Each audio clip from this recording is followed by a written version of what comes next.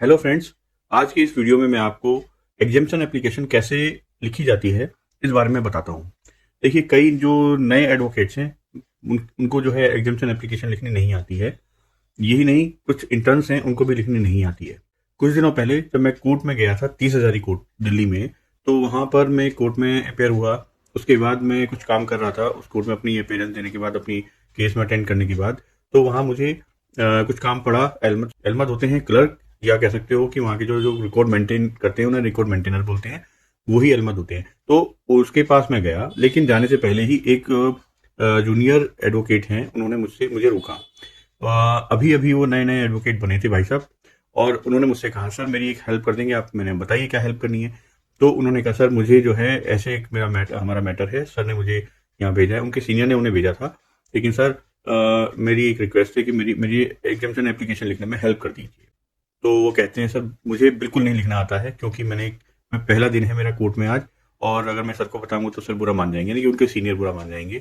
हो सकता है कि जो है वो अच्छा ना लगे उनको।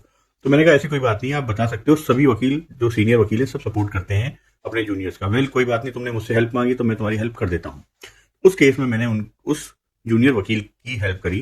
बाकायदा मैंने उन्हें पहले समझाया, तो मैंने ओरली समझाया कि ऐसे ऐसे लिख दो। तो उन्हें वो लिखने में थोड़ी समस्या आ रही थी कि वो जो है, जो उन्होंने समझा उसे किस तरीके से उसे लिखना है, क्योंकि पहले कभी लिखा नहीं था। वो दिल्ली से नहीं थे, दिल्ली के बाहर के थे वो। तो ऑब्वियसली इंग्लिश में भी प्रॉब्लम आ रही थी उनको। तो फ्रेंड्स, मैंने वो पेपर लिया और मैंने वो एग्जामिशन एप्लीकेशन को अपनी हैंड राइटिंग से उनको लिखकर उनकी उनकी हेल्प करी। तो कायदा पूरी लिखकर मैंने दी उनको, और फिर उनसे एक प्रोसीजर भी बताया कि इसको ऐसे ऐसे जमा करना है, ताकि उन्हें कोई परेशानी ना हो। जो नए वकील साहब हैं वो, या लॉ इंटर्न हैं, या जो एलएलबी में पढ़ रहे हैं, एलएलएम में पढ़ रहे हैं और अभी इंटर्न्स हैं, और कोर्ट में आते हैं और कोर्ट में उन्हें ये एग्जामिशन एप्लीकेशन लिखने में परेशानी आती है। हालांकि छोटी सी चीज है, कई बार हो जाता है, दूसरे स्टेट से आते हैं, दिल्ली में लिखना प्रॉब्लम हो जाती है। तो उस केस में ये आपको बहुत सहायता करेगी। तो इसमें क्या होता है, मैं आपको लिखने के लिए बता रहा हूँ।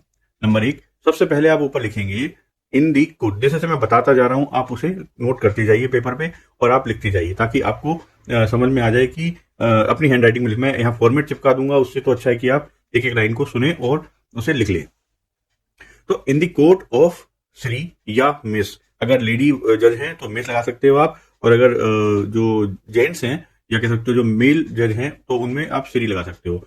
और उसके बाद जो भी एक्स वाई जेड उनका नाम है, कॉमा, उसके बाद लिखेंगे आप जुडिशियल, अगर जुडिशियल मजिस्ट्रेट हैं तो JMFC, judicial magistrate first class, judicial magistrate second class, बकायदा जो भी उनका डेजिग्नेशन है वो लिखेंगे।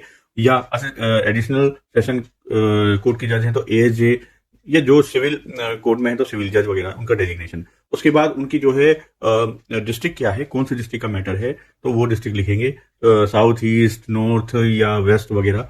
उसके बाद उसमें लिखेंगे कि आप कौन से कोर्ट का रहेंगे। जैसे साकेत कोर्ट है, कड़कड़ुमा कोर्ट है, डिस्ट्रिक्ट कोर्ट TCRE है, पटियाला हाउस कोर्ट है, दिल्ली हाई कोर्ट है। वो हाई कोर्ट का तो नहीं, वैसे मैं आपको डिस्ट्रिक्ट कोर्ट का बता रहा हूँ अभी। तो ठीक है, वो लिखेंगे। और उसके आगे लिखेंगे दिल्ली। अब उसके नीचे बीच में आप लिखेंगे एप्लीकेशन नंबर, थोड़ा सी खाली जगह छोड़ देंगे, और फिर बाद में ब्लैक स्पेस लगाकर आप लिखेंगे 2026। ठीक है। और उसके बाद आप अगले उसमें आएंगे, उसकी निचली लाइन में और लेफ्ट साइड में, मतलब आपके लेफ्ट साइड में जो है, आप लिखेंगे इन द मैटर ऑफ, अगर आपका स्टेट का केस है यानी क्रिमिनल केस है, तो आप लिखेंगे स्टेट वर्सेस जो भी ABC XYZ जो भी है उसका लिखेंगे, और नीचे लिखेंगे कि एप्लीकेंट कौन है। ठीक है, एप्लीकेंट इक्वल टू ये नाम लिख देंगे, जो भी नाम है उसका, एप्लीकेंट जो अप्लाई कर रहे हैं, जिसके फेवर में आप जो एग्जामिशन एप्लीकेशन फाइल कर रहे हैं। अब आ जाइए कि अगर सिविल केस है तो उसमें दो पार्टियां होती हैं, दोनों का नाम लिखेंगे, ये A वर्सेस B। अगर आपका कंप्लेंट केस है तो उसमें आप जैसे किसके, अब वो भी ऐसे होगा, A वर्सेस B ऐसे ही करके होगा। ठीक है।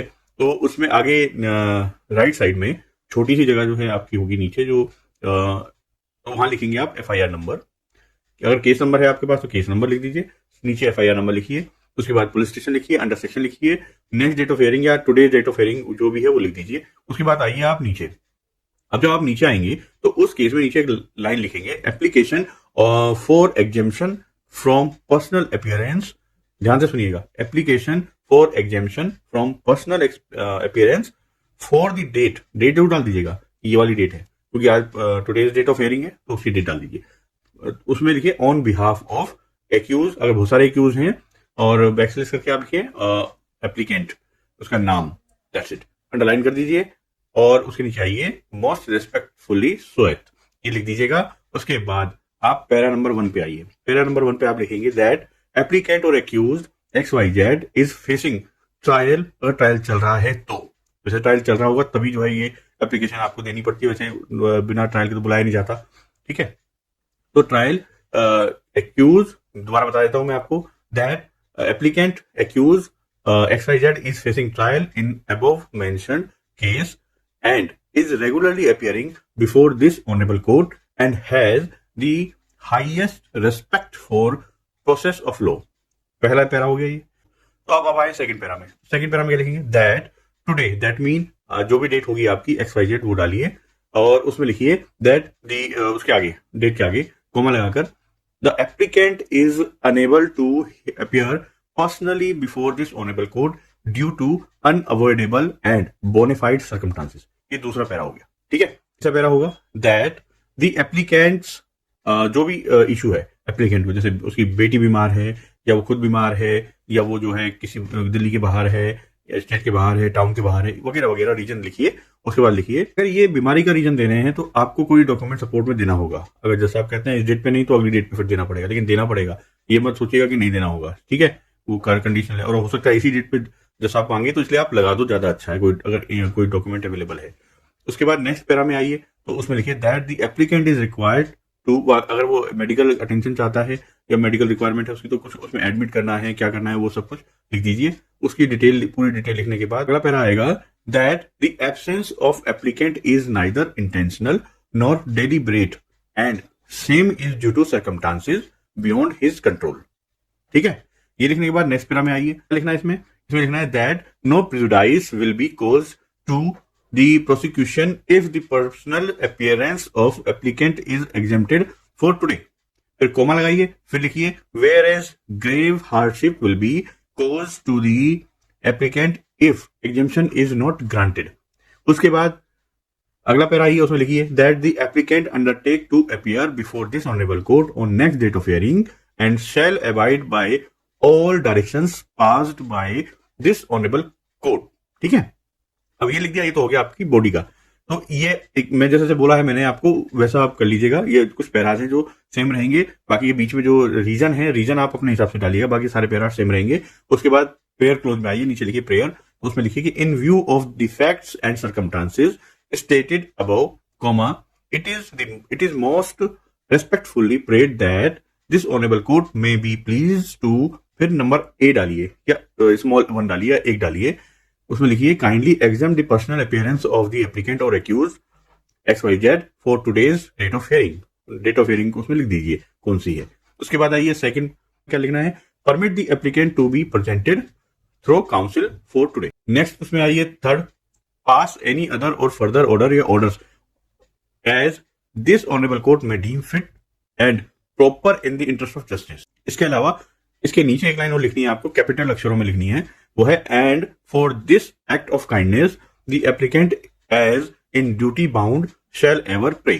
ये कैपिटल लेटर में लिखनी है। फिर नीचे आएंगे राइट साइड में अपना जो है उसका एप्लीकेंट का नाम लिखेंगे और एप्लीकेंट की जो है नीचे थ्रो लिखकर, ठीक है, लिखेंगे कि काउंसिल का नाम, उसकी डिटेल, और लेफ्ट साइड में आप इधर की साइड, ठीक है, एप्लीकेशन के अपनी लेफ्ट साइड में उसमें लिखेंगे डेट और प्लेस।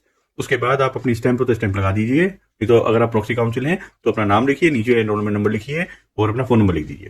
ठीक है, इतना काम करेंगे। उसके बाद आप इसको फाइल करने का तरीका बताता हूँ। जब आपका जो नंबर आएगा उस नंबर पे आप जाइए, आइटम नंबर कॉल होगा, आप जाएंगे कोर्ट में, जज साहब को बोलिए जज साहब ऐसी ऐसी परेशानी है, ये दिक्कत है और ये मैं एप्लीकेशन जो है उसमें उसकी तरफ से लगा रहा हूँ, किसी तरफ से, अपने क्लाइंट की तरफ से ये लगा रही हूँ। तो ये जो है आपकी एग्जामिनेशन एप्लीकेशन जो साहब ले लेंगे, वहाँ पढ़ेंगे और अगर उसमें डॉक्यूमेंट में अगर उन्हें मेडिकल डॉक्यूमेंट की जरूरत पड़े तो मेडिकल डॉक्यूमेंट चाहेंगे तो ले लेंगे, नहीं तो अगर नेक्स्ट डेट पे जमा करने के लिए बोलेंगे तो नेक्स्ट डेट पे जमा कर लेना। अगर दूसरे काउंसिल ने पीपी ने ऑब्जेक्ट किया तो उसका ऑब्जेक्शन आपको करना पड़ेगा, बोलना पड़ेगा। हालांकि 99% एक्सेप्ट हो जाती है, लेकिन फिर भी अगर पहले से ही वो जो है आपका जो क्लाइंट है वो पहले से ही कई डेट्स पे जो है नहीं आ रहा है और फिर इस बार भी नहीं आया, तो उसमें जो है फिर वो वारंट या कुछ वेलिबल वारंट है, नॉन वेलिबल वारंट, व्हाटएवर जो भी है जज साहब कर सकते हैं, वो उनका डिस्क्रिप्शन है, तो ऐसा कुछ नहीं है। लेकिन अगर वो पहली बार अगर वो जो है ऐसा मांग रहा है, 1-2 बार ही हुआ है इसके साथ ऐसा, तो फिर एग्जामिनेशन मिल जाती है। तो फ्रेंड्स, ये था आज का वीडियो ऑन कैसे आप एग्जामिनेशन एप्लीकेशन को लिखें कोर्ट में। छोटी सी चीज है, मेरे को एक जूनियर एडवोकेट ने पूछा, तो इस वजह से मुझे अब 2-4 दिन के बाद वीडियो बनाने का जो है थोड़ा सा टाइम मिला, तो मैं बना रहा हूँ। तो उस व्यक्ति उसकी मैंने हेल्प की थी, तो मैं सोचा आप लोगों की भी हेल्प हो जाए, क्या पता कई सारे ऐसे होंगे जो इस समस्या से गुजर रहे होंगे। अगर आपको इसका पूरा फॉर्मेट चाहिए तो मुझे बता देना, मैं कमेंट में उसका लिंक दे दूंगा, या फिर मैं जो है आप मुझे कमेंट में अपना नंबर दे दीजिएगा, मैं आपको व्हाट्सअप कर दूंगा, ठीक है। तो कोई दिक्कत नहीं है। तो चलिए फ्रेंड्स, आज के लिए इतना ही। और अगर आपको ये वीडियो पसंद आया तो लाइक कर दीजिएगा, और मेरे यूट्यूब चैनल को सब्सक्राइब कर दीजिएगा, शेयर कर दीजिएगा। शेयर तो जरूर कीजिए क्योंकि बहुत काम की जो है वीडियो है। और जितने भी जूनियर एडवोकेट्स हैं, फ्रेश एडवोकेट्स हैं, या जो नए एडवोकेट्स हैं, या कह सकते हो कि जो अभी लीगल इंटर्न हैं, जो अभी LLB कर रहे हैं, तो सभी को जो है ये चीज़ पता होनी चाहिए कि किस तरीके से जो है इस एप्लीकेशन को लिखा जाता है। Okay friends, thank you for watching my this video. Till then अगली वीडियो में मिलते हैं हम। Bye bye.